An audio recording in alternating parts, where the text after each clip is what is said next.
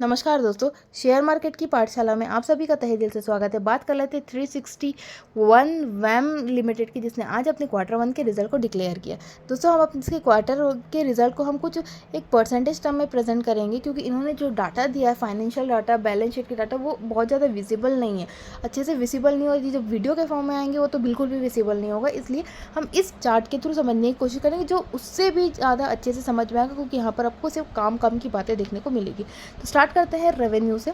अच्छा, फाइनेंशियल पढ़ने से पहले ये बात मैं आपको बता दूं कि कंपनी ने 2.5 पर शेयर का डिविडेंड का भी ऐलान किया है। तो स्टार्ट करते हैं revenue from operation. Revenue from operation का दूसरा नाम है सेल्स। तो कंपनी ने कितना टोटल सेल्स हुआ है, तो ये जो डाटा है आपको इस साल का देखने को मिलेगा, इस क्वार्टर का, ये पिछले साल का देखने को मिलेगा, और ये पिछले क्वार्टर का देखने को मिलेगा। तो मैं पहले Q-on-Q कंपेयर कर रही हूँ। तो पिछले क्वार्टर में 573 करोड़ का कंपनी को रेवेन्यू था, मतलब सेल्स था, जो कि बढ़ करके 600 हो गया, मतलब 4.7% से कंपनी का सेल्स बढ़ता हुआ देखने को मिल रहा है। वही पिछले क्वार्टर की बात करें, तो पिछले साल की बात करें तो 406 करोड़ का कंपनी को सेल्स था, जो कि बढ़ करके 600 करोड़ इस साल से आता हुआ देखने को मिला, मतलब 48% से कंपनी का सीधा सेल्स बढ़ता हुआ देखने को मिल रहा है, जो बहुत ही पॉजिटिव बात है। अब सीधे बात करते हैं टोटल रेवेन्यू की। टोटल रेवेन्यू में सारी चीज़ें जुड़ जाती है, सारी अदर इनकम, ब्रोकरेज इनकम, जो भी इनकम जहाँ कहीं भी सोर्स से हुआ है, वो सारा टोटल इनकम में आता है। तो टोटल इनकम हम Q-on-Q पहले कंपेयर करते हैं। पिछले क्वार्टर में 623 करोड़ का कंपनी को रेवेन्यू था, टोटल इनकम थी, जो कि बढ़ करके 697 करोड़ हो गई। 11.9% से कंपनी का रेवेन्यू जंप होता हुआ, टोटल रेवेन्यू जंप होता हुआ देखने को मिल रहा है। बात कर लेते हैं पिछले साल की। तो पिछले साल 434 करोड़ का कंपनी को टोटल रेवेन्यू था, जो कि इस साल बढ़ करके 697 करोड़ हो गया, मतलब 60% से रेवेन्यू जंप हो रही है। अभी तक जितने भी डाटा मैंने पढ़े हैं इस कंपनी के, बहुत ज़बरदस्त है। चाहे आप ऑपरेशनल फ्रंट पर बात करें, चाहे आप रेवेन्यू फ्रंट पर बात करें, टोटल रेवेन्यू फ्रंट पर बहुत ही अच्छी तेज़ी देखने को आपको मिल रही है। अब सीधे बात करते हैं कंपनी के खर्चे की। तो कंपनी का जो खर्चा पिछले साल था वो पिछले क्वार्टर में 300 करोड़ का था, जो कि 265 करोड़ हो गया, मतलब -11%, मतलब डिक्रीज़ होता हुआ देखने को मिल रहा है, जो कि अच्छी बात है।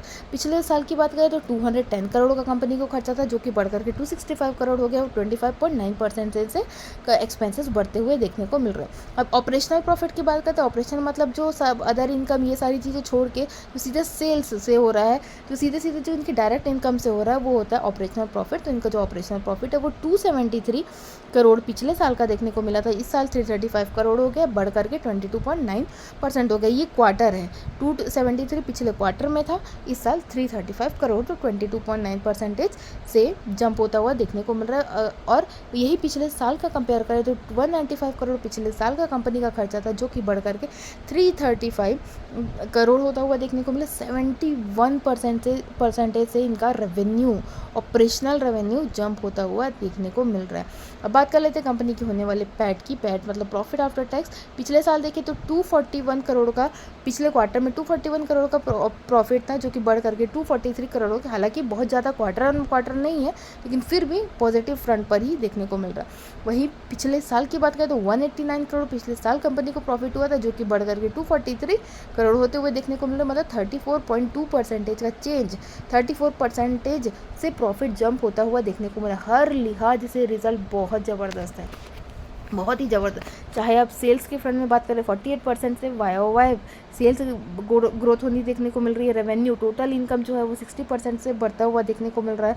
ऑपरेशनल फ्रंट पर अगर आप बात करें 71% से थे, पर 72% से उनके प्रॉफिट बढ़ते हुए देखने को मिला। पैट की बात करेंगे तो लगभग 35% से उनका प्रॉफिट भी बढ़ता हुआ देखने को मिला। तो हर लिहाज से कंपनी ने बहुत अच्छा रिजल्ट दिया। तो आज जितनी भी सारी कंपनी के रिजल्ट आए, बहुत सारी कंपनियां ने बहुत शानदार रिजल्ट दिए, जिसमें से एक नाम ये हो गया, दूसरा मॉइल का नाम आ गया, तीसरा इंडस टावर का नाम आ गया, तीसरा डिक्सन का नाम। ये तो वो नाम है जो मुझे अभी अभी याद आ जा रहे हैं, वरना बहुत सारी कंपनियां ऐसी हैं जिसने बहुत ही ज़बरदस्त, जैगल का नाम हो गया। तो ये सारी कंपनियां कल आपके रडार पे होनी चाहिए, क्योंकि रिजल्ट के फ्रंट पे कल स्टॉक में बहुत सारे एक्शन आपको देखने को ज़रूर मिलेंगे। तो ये बात है 361 वैम लिमिटेड की। आगे के रिजल्ट की तमाम जानकारी के लिए बनी रहेगा मेरे चैनल में। तब तक के लिए धन्यवाद।